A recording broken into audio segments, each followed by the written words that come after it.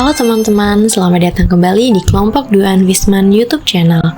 Semoga teman-teman selalu sehat dan terus semangat setiap waktu ya. Kita bernafas menghirup udara segar. Kita masukkan udara lewat hidung, kemudian menghembuskannya kembali lewat hidung atau mulut. Nah, kira-kira seperti apa ya proses saat udara masuk dan keluar dari tubuh kita?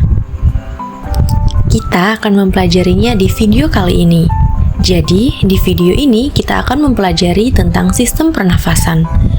Simak terus videonya ya.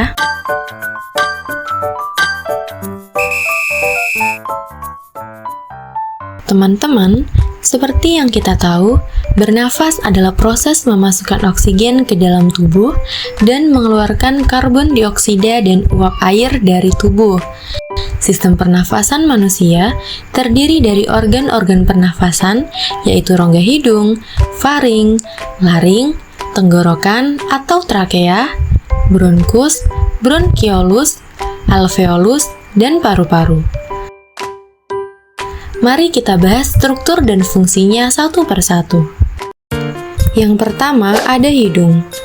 Berfungsi sebagai pintu masuk utama udara ke dalam sistem pernafasan. Hidung memiliki rambut-rambut halus dan lendir untuk menyaring udara dari debu dan kotoran. Yang kedua, ada faring. Merupakan saluran udara dan makanan yang berbagi.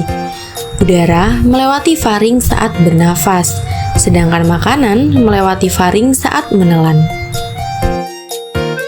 Yang ketiga, ada laring. Berisi pita suara dan merupakan bagian dari saluran udara yang mengarah ke trakea. Laring membantu menghasilkan suara saat berbicara. Yang keempat, ada trakea atau tenggorokan, saluran udara utama yang menghubungkan laring ke bronkus. Trakea dilapisi oleh silia atau rambut-rambut halus yang membantu membersihkan dan menyaring udara. Yang kelima, ada bronkus dan bronkiolus. Bronkus adalah cabang-cabang besar yang bercabang dari trakea ke dalam paru-paru. Bronkiolus adalah cabang-cabang kecil yang bercabang dari bronkus, dan keduanya membawa udara masuk dan keluar dari paru-paru. Paru-paru merupakan organ utama dalam sistem pernafasan yang mengandung jaringan paru-paru tempat pertukaran gas terjadi. Oksigen dihirup dari udara dan diserap ke dalam darah, sedangkan karbon dioksida dari darah dibuang ke udara. Fungsi utama sistem pernafasan adalah pertukaran gas, yaitu pengambilan oksigen dan pengeluaran karbon dioksida dari tubuh. Selain itu, sistem pernafasan juga membantu mengatur suhu dan kelembapan udara yang masuk ke dalam tubuh, serta menyaring udara dari partikel-partikel asing dan potensial patogen. Tahukah kamu, proses pernafasan manusia ternyata memiliki dua mekanisme pernafasan. Ada pernafasan dada dan pernafasan perut. Lalu, bagaimana ya perbedaan antara keduanya? Yuk simak penjelasan berikut. Yang pertama ada pernafasan dada. Ketika kita bernafas menggunakan dada, otot yang berperan adalah otot-otot di sekitar tulang rusuk. Otot-otot ini dibagi menjadi dua, yaitu otot tulang rusuk luar dan tulang rusuk dalam. Otot tulang rusuk luar memiliki peran untuk mengangkat tulang-tulang rusuk, sedangkan otot tulang rusuk dalam memiliki fungsi untuk menurunkan tulang rusuk ke posisi normal. Jika otot-otot pada tulang rusuk luar mengalami kontraksi, tulang rusuk akan terangkat sehingga volume di dada menjadi lebih besar. Hal ini akan menyebabkan tekanan di dalam rongga dada menjadi lebih kecil. Karena tekanan udara yang di dalam rongga dada mengecil akan menyebabkan aliran udara masuk dari luar tubuh ke dalam tubuh. Proses ini disebut dengan inspirasi. Apabila kontraksi dari otot dalam tulang rusuk dan tulang rusuk kembali pada posisi semula, maka akan menyebabkan tekanan udara di dalam tubuh menjadi bertambah.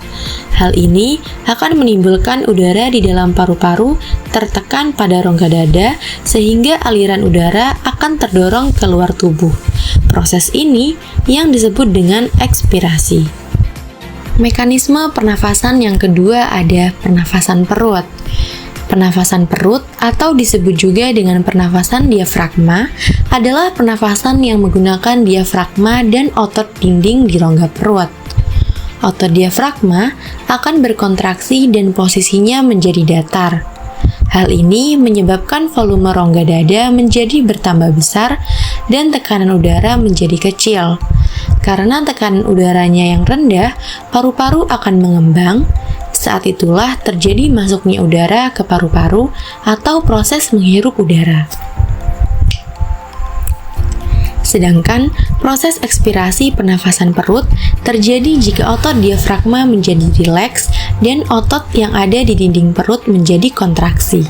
Hal ini akan menyebabkan bagian dalam rongga perut menjadi terdesak ke arah diafragma, sehingga hal tersebut menyebabkan posisi diafragma menjadi cekung ke arah rongga dada.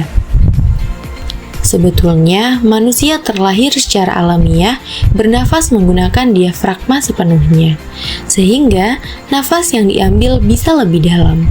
Namun, seiring bertambahnya usia, manusia tidak lagi melakukan kebiasaan bernafas menggunakan diafragma ini. Segala sesuatu kegiatan sehari-hari tanpa kita sadari memaksa kita untuk secara bertahap beralih ke pernafasan dada. Ketika pernafasan dengan diafragma atau pernafasan perut akan mendorong pertukaran oksigen lebih maksimal dibanding pernafasan dada.